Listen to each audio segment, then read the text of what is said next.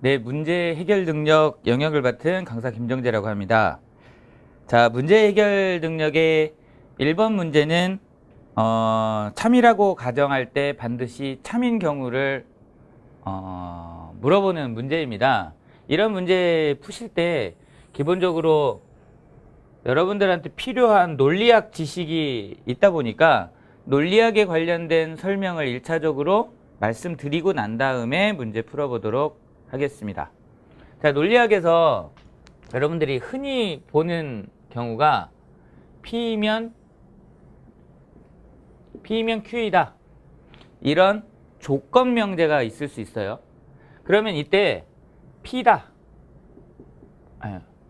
이러면 따라서 Q다 라는 결론이 나오게 됩니다.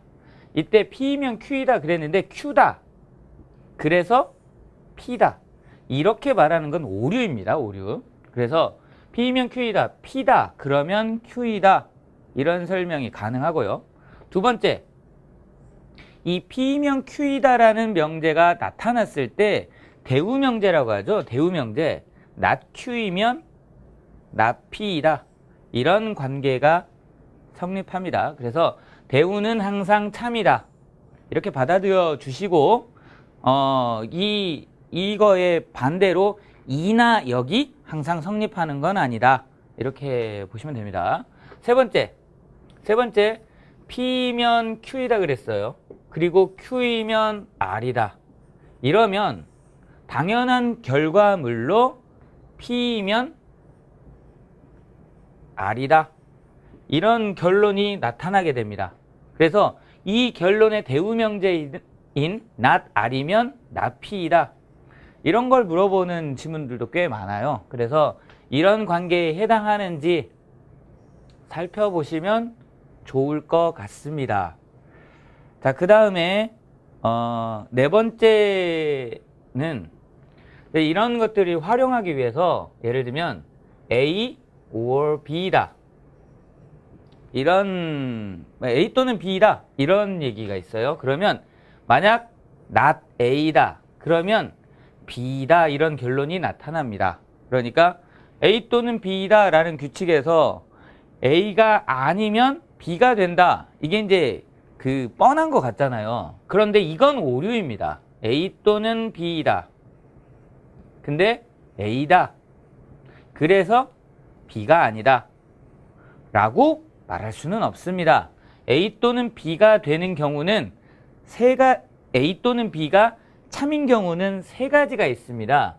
자, A와 B가 얘가 참이고 얘가 거짓인 경우, 얘가 거짓이고 얘가 참인 경우, 얘가 둘 다 참인 경우는 A 또는 B가 전체가 참이 되고, 어느 경우만 거짓이 되냐면 둘 다 거짓인 경우에만 거짓이 됩니다. 그래서 A 또는 B가 만약 참이려고 하면 A가 아닌 경우 있죠. A가 아닌 경우가 이 경우거든요. 이 두 가지 경우 중에서 A가 아니면 B가 반드시 얘가 참인 경우 얘가 참이 되죠. 그래서 이 경우는 성립하지만 이 경우 A 또는 B가 참인 경우는 이 세 가지 경우인데 이 세 가지 경우 중에 A가 참인 경우에 B가 반드시 참이라고 볼 수 없습니다. 그래서 이런 걸 보고 선택형 명제라고 하는데 선택형 명제에 이게 참인 논증이고 이게 거짓인 논증입니다. 그래서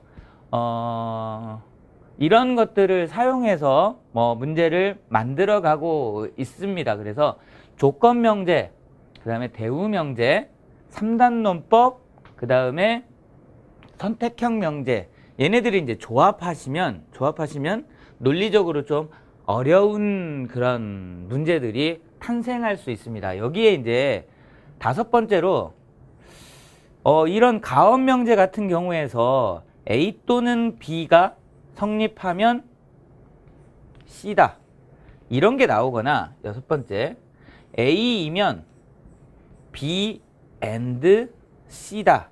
이런 형태로 확장 가능합니다. 확장 가능할 때 이런 것들은 아직 여러분들이 보시는 시험에서는 그렇게 많이 등장하지는 않고 있지만 이런 것들이 이런 걸 기반으로 확장 가능하다 이렇게 살펴보시면 되고 요것까지는 이해가 가능하지 않아도 상관은 없습니다. 그냥 조건 명제를 좀 잘 판단하신다거나 또는 선택형 명제를 잘 판단하는 과정을 거치시는 게 훨씬 더 좋은 전략이라고 볼 수 있을 것 같습니다.